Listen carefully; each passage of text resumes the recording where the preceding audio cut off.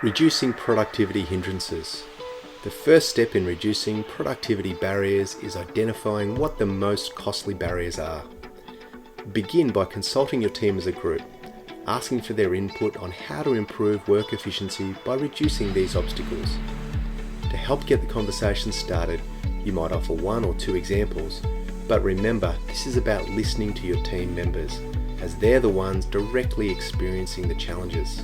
You may have access to which hindrances your team have reported as most problematic. If not, potential questions include: how do productivity hindrances show up in your day-to-day work? What is the cause or causes? Do you have suggestions for improving this factor? If this was resolved, what benefits do you anticipate?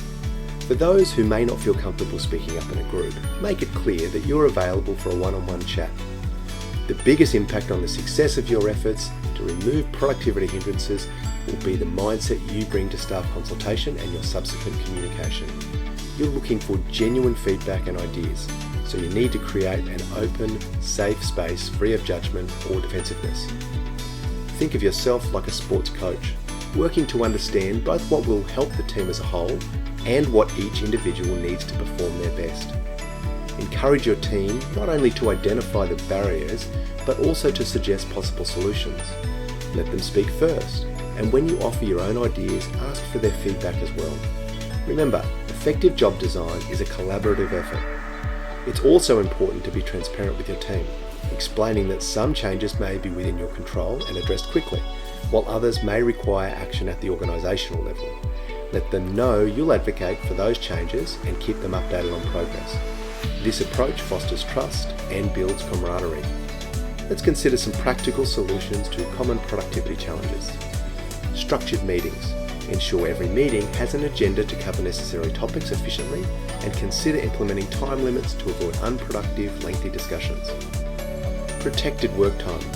Allow staff to block time in their schedules for deep work or problem solving, free from interruptions. Skill development. Provide training if staff feel underskilled to perform their tasks effectively. Email management. Establish rules about when to email or CC team members to reduce unnecessary communication. Improved communication. Set up structured communications at agreed intervals to prevent a flood of unorganised messages.